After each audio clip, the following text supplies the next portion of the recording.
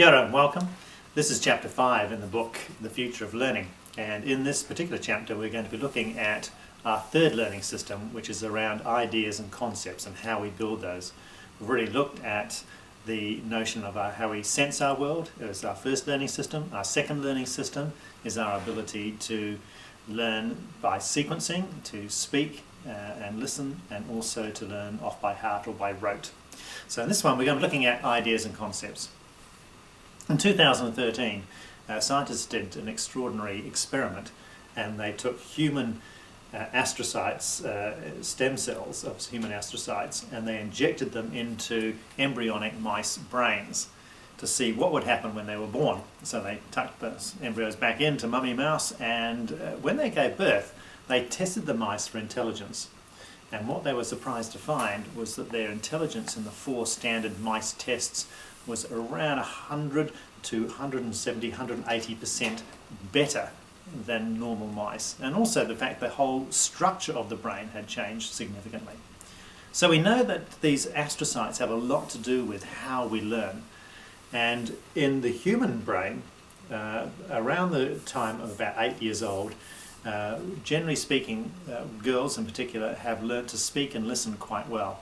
And the brain says, right, we've got speaking and listening, and we've got our senses sorted. Now we can change the structure of the brain.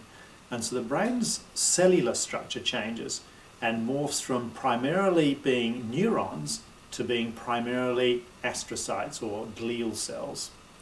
Now, astrocytes allow us to map patterns in our head and automate them. All right? And this is what gives us this capacity to form ideas and concepts. So boys take a couple of years longer to get to that point because in fact they take longer to build that sense of speaking and listening literacy, all right? Because they don't spend as much time sitting around chatting to each other.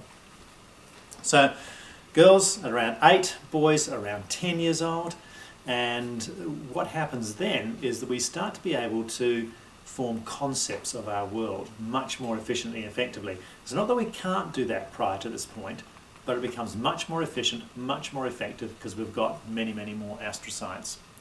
So what happens now is that we can actually start mapping patterns, and Jason De Silva in the video that's highlighted in the text, he speaks about this incredible capacity for us to map patterns and do that really, really quickly. And I'm going to use driving as our metaphor for this whole process, because driving is incredibly complex, probably the most complex cognitive task we do in our entire lives.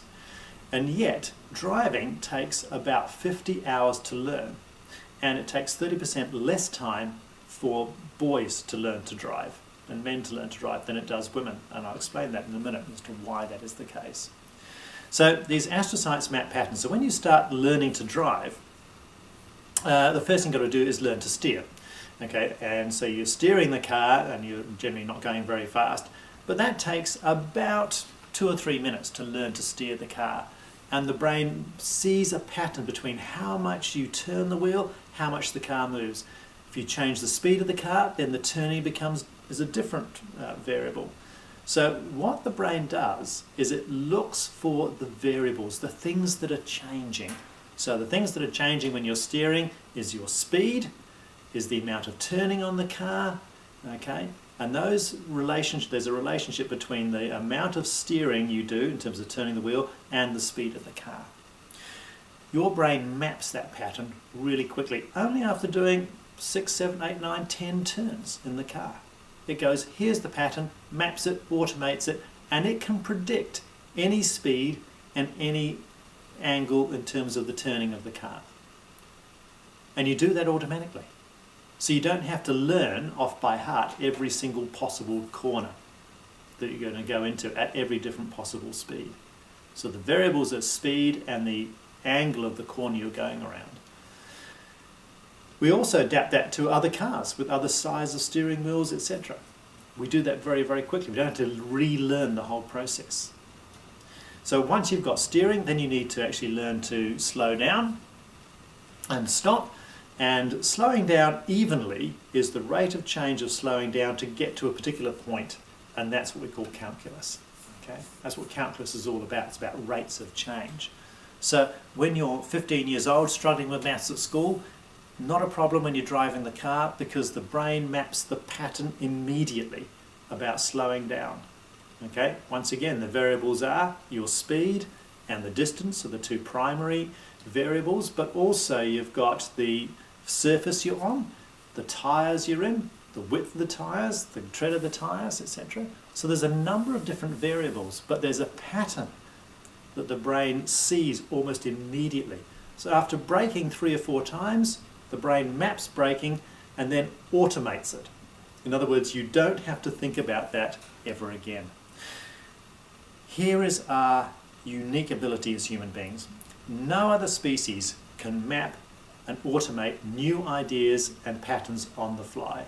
Birds can sit around at the end of summer and fly off, to Canada, or from Canada to New Zealand possibly.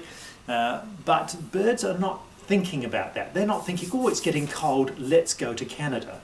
They're not getting halfway to Canada and thinking to themselves, well, we've been to Canada before, let's go to Europe. They're not thinking about those things. Only we do that. We as a species are the only species with this learning system. And it's incredibly efficient. And so you can drive through a city, going through all the motorway interchange, etc., out to where you live in the city, etc., and when you get home, you don't remember actually doing any of it, because your brain has automated that. And so we have this unique capacity as human beings that no other species has, and that is to multitask. We can do lots of automated processes, and we call that automaticity, and we can only think of one thing consciously at a time. But it appears we are doing lots of things at once, but we're only thinking about one of those things at a time. So if you're driving the car, you don't have to think about that, because the brain's mapped and automated that process. And so you can talk it to the person next to you in the passenger seat. And you can have that conversation with them. Right? So you can only think about one conscious thing. Everything else you're doing is automated. That includes changing the radio station, all those sorts of things. You can continue talking to the person next to you as you change the radio station, as you drive the car, as you indicate to go around a corner. And that's why one of the prime reasons, one of the 4 reasons, we run the planet. We're the dominant species on this planet because we have this third learning system. Right? And so that third learning system is very powerful, and the wonderful thing about it is it's equitable. Smart kids, from the school perspective, do not pass their driving test more quickly than less able children. Everybody passes at the same rate. Men pass it quicker than girls because men are more excited about driving, and that's got nothing to do with speed and freedom, it's got to do with girls. When boys are sitting behind the steering wheel for the first time learning to drive the car, they're thinking to themselves, fantastic, girls will love me because I'll be able to drive a car. And that gives that sense to them, and they're excited about that.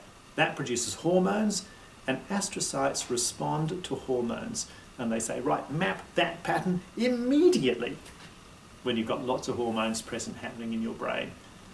Girls, on the other hand, learn 30% slower, and the only reason is not because they're academically less able, but rather the fact they're not as excited about learning to drive as boys are. Right? Generally speaking, they think, well, I can take Gloria and go shopping on Saturday morning. That's not as exciting compared to the boys of girls. That's fantastic. All right. So in classes, we now need to start rethinking ourselves. We've already talked about the fact that learning via rote gives us quite a wide distribution curve, and learning to drive using ideas and concepts has virtually no distribution curve whatsoever, other than the fact is how excited you were about doing that task. All right? So how we teach historically has been predominantly around how much can you remember, because in the past, last century, we could get 2 books in the library for 2 weeks, and you couldn't carry many books around with you. Now we're carrying around with us in our pockets a phone that has access to the greatest library ever assembled in the history of the earth. So how much of that do we need to know off by heart? And these are big questions we have to ask ourselves. What knowledge do people actually have to know, and what can we leave aside and actually find that when we need it? if we need it, just in time. So last century, education was about just in case learning. You need to know lots of stuff because you couldn't carry a lot around with you. So you need to remember all that and needs to be tested on that. In this century, that's not as important.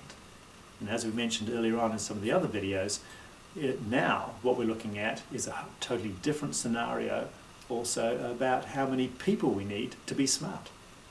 We need 80% of people to be smart just to survive in our world, because it's become incredibly complex in terms of the amount of learning we need to do on a day-to-day basis.